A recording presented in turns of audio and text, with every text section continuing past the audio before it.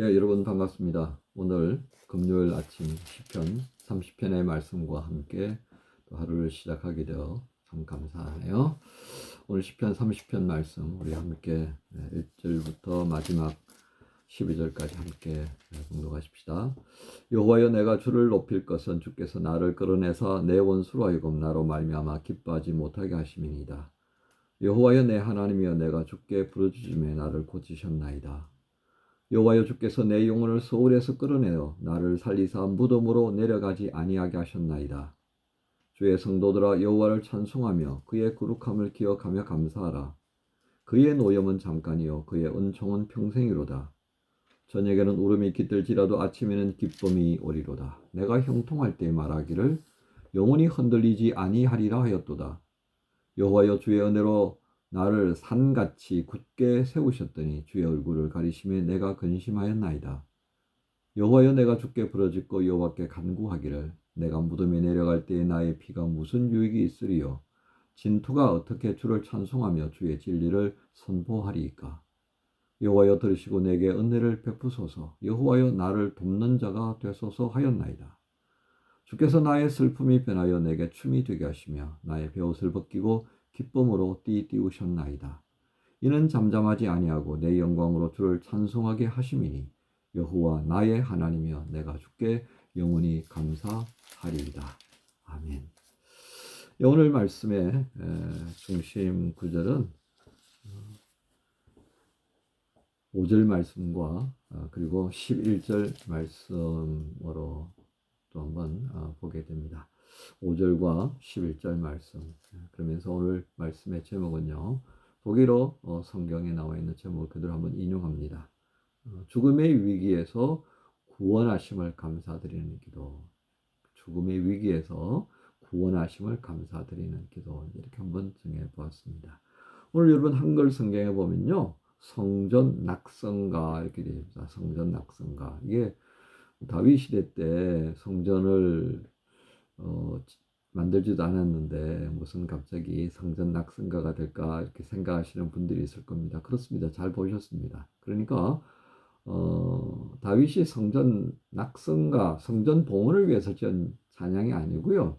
그는 굉장히 위태로웠던 순간을 경험했던 것이 틀림없습니다. 또는 굉장히 위중한 상태, 질병으로 인하여서 굉장히 힘들었던 상태였던 것을 우리로 짐작하게 합니다. 왜냐하면 30편 1절을 2절을 보면요, 주께서 나를 끌어내사 내 원수로 하여금 나로 말미암아 기뻐하지 못하게 하셨다. 그리고 2절에 보면 여호와 내 하나님이여, 내가 주께 부르짖음에 나를 고치셨습니다. 이런 고백이 있기 때문입니다. 그러니까 이런 굉장한 어떤 위기 상황, 위중한 상태에서 하나님의 은혜로 인하여서 자유하게 되고 또 치료받았다는 거죠.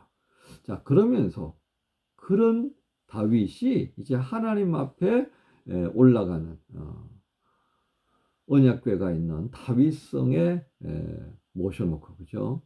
그리고 그 하나님 앞에 또 치료받았으니까 뭐 속죄 제사와 함께 또 화목 제사도 드리는 것이 그의 아마 기쁨이었을 겁니다. 그런 그 감격 있는 제사를 드릴 때의 그 장면들을 바로 이 시편 30편에 담았다는 거죠. 그러니까 그렇게 은혜를 입은 백성들이 하나님께 감사하여서 성전을 봉헌하는 겁니다. 성전을 다 하죠. 솔로몬 시대 때나 또는 이 바빌론 포로를 마치고 돌아왔던 느헤미야 또 에스라. 느헤미야는 이제 예루살렘 성을 재건했고요.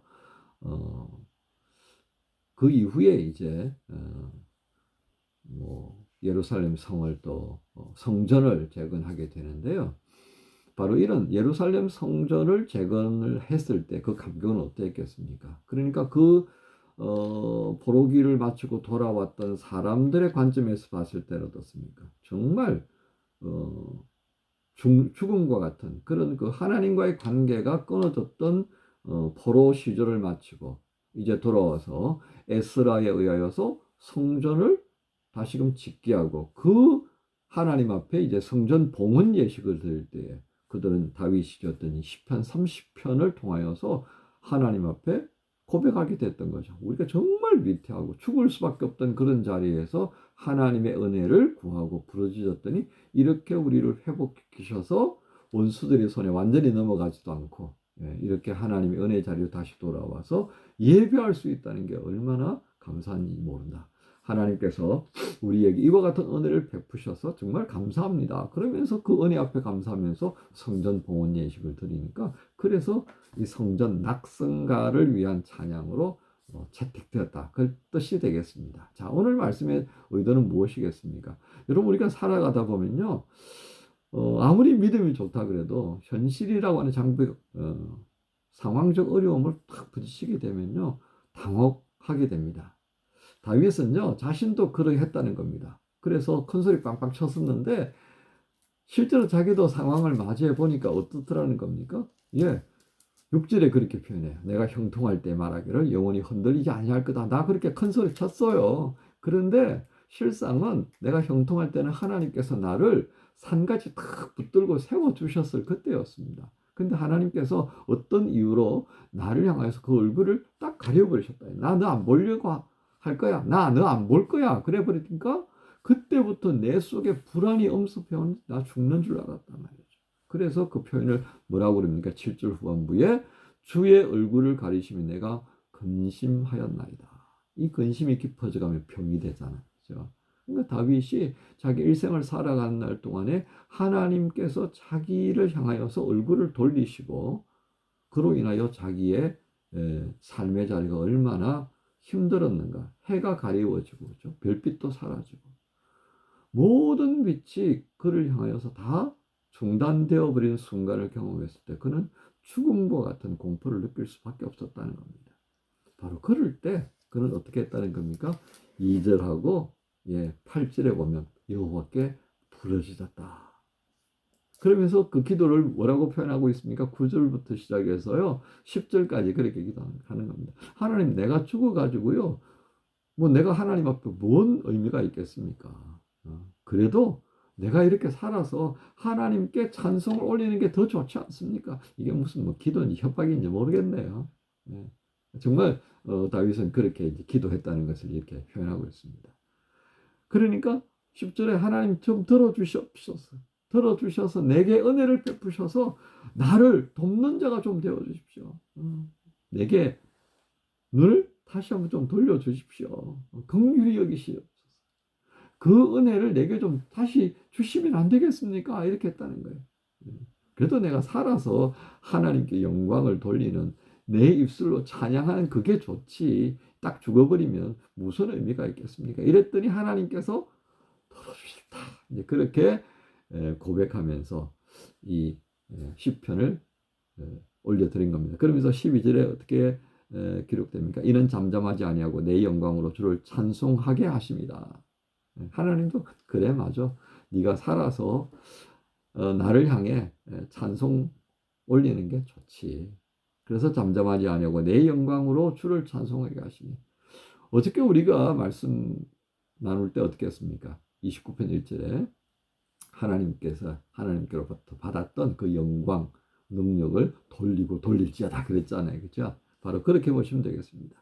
내 영광, 하나님께서 내게 주셨던 그 영광, 그 능력들을 가지고 내가 하나님 앞에 다시 돌려드리는 찬양을 하게 되었다.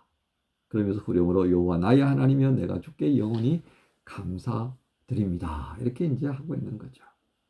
여러분 우리가 신앙생활 하면서요 이처럼 다윗처럼 만사가 형통할 때는 뭐 겁나는 게 별로 없습니다. 그런데 정말 예기치 못한 어려움을 탁 직면하고 나면요 정말 힘들 때가 있을 것입니다. 오늘 시편의 이 30편을 통해서 하나님 다윗을 통해 우리에게 바로 그것을 말씀합니다.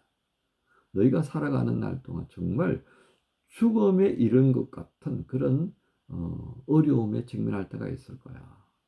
그때 내가 너를 향하여서 얼굴을 돌렸다라고 여기면 된다. 그것을 네가 깨닫게 되기를 기도해라. 네가 그것을 알아차릴 수 있다면 그것이 바로 너와 내가 관계가 회복되었다는 시점일 거야. 이렇게 말씀하시는 겁니다. 그리고 네가 다시금 나를 향하여서 내가 너에게 허락한 모든 것을 가지고 찬양할 수 있기를 소망해라. 그것을 우리에게 가르쳐 줍니다. 만약 우리가 이런 감동을 가지고요, 뭐 그렇게 하나님께서 얼굴을 우리로 비추지 않고 돌려버릴 정도로 그런 일들을 또 하면 안 되겠죠. 그런데 우리가 뭐 알고 하지 않을 때가 더 많잖아요. 그랬을 때 하나님께 깨닫는 은혜를 주시기를 구하는 것도 필요합니다. 자, 그렇게 은혜를 입고 난 다음에요, 주일날 하나님 앞에 예배 드리는 자리에 섰을 때 얼마나 감격스럽겠습니까? 우리가 은혜를 받은 만큼 은혜 주신 하나님께 감사하고 그 하나님께 영광을 돌릴 수 있는 자가 된다는 것, 정말 중요합니다. 우리가 정말 많은 은혜를 받음에도 불구하고 그 은혜를 잊어버리고 살 때가 많은 까닭입니다.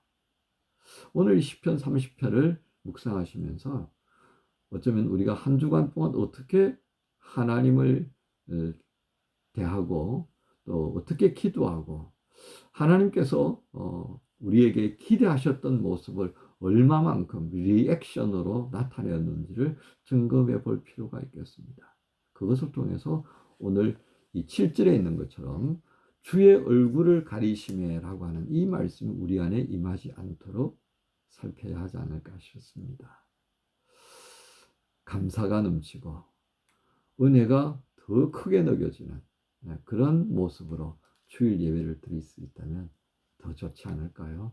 오늘 말씀 묵상하시면서 또 한번 주의 깨닫게 하시는 은혜, 기도하게 하시는 은혜, 주님 앞에 바로 서고 싶어하는 그 열정이 살아 움직이도록 우리를 도우시는 성령의 크신 인도하심이 충만하기를 우리 주님 예수님의 이름으로 축복합니다.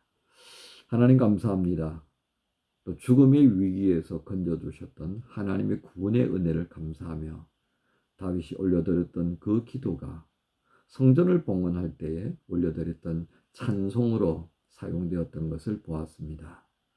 하나님 이처럼 우리가 주의 은혜를 입어서 구원의 복된 자리에 서게 하시고 또 때로는 치료하시고 회복시키셨던 그 감격을 가지고 하나님 앞에 예배하러 올라가는 그 순간 얼마나 더 감격적일까 생각하게 됩니다. 할 수만 있다면 우리가 회개와 그런 고통의 순간들을 보다는 더욱 주님과 가까이 있으며 주와 동행하며 베푸신 은혜에 감사하며 영광과 능력으로 찬양할 수 있는 그런 예배 드리기를 원합니다. 인도하여 주옵소서. 또한 여전히 지진으로 인해서 고통 겪고 있는 시리아와 또 터키의 모든 국민들에게 하나님의 은혜를 베풀어 주옵소서. 위로하여 주옵소서. 우리 또한 그들을 위해서 뭔가 할 수 있는지 주님께서 인도해 주옵소서. 의탁합니다. 예수님의 이름으로 기도합니다. 아멘. 정결한 마음 창조하소서. 주여 오 주여 정직한 영 새롭게 하소서. 내 안에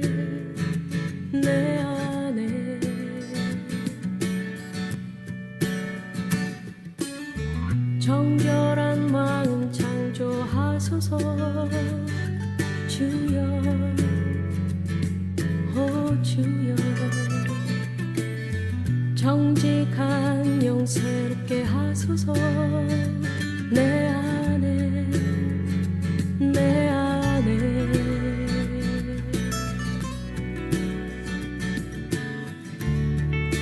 주님 앞에서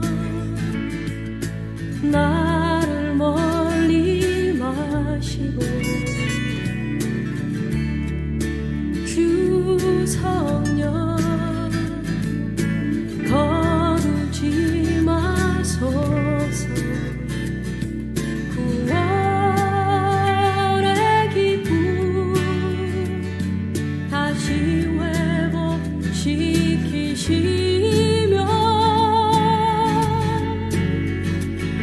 자원하는 심령 주사 날 붙드소서.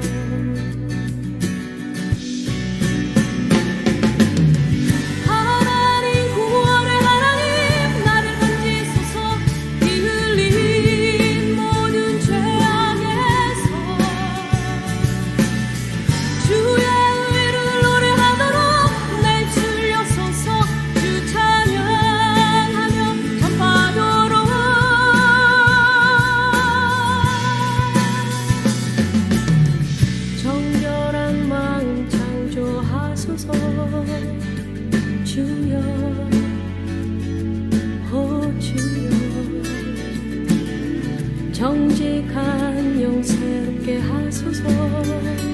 내 안에 내 안에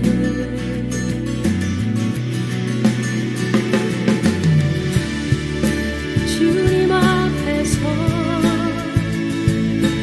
나를 멀리 마시고 주 성령 거두지 마소서. 구원의 기쁨 다시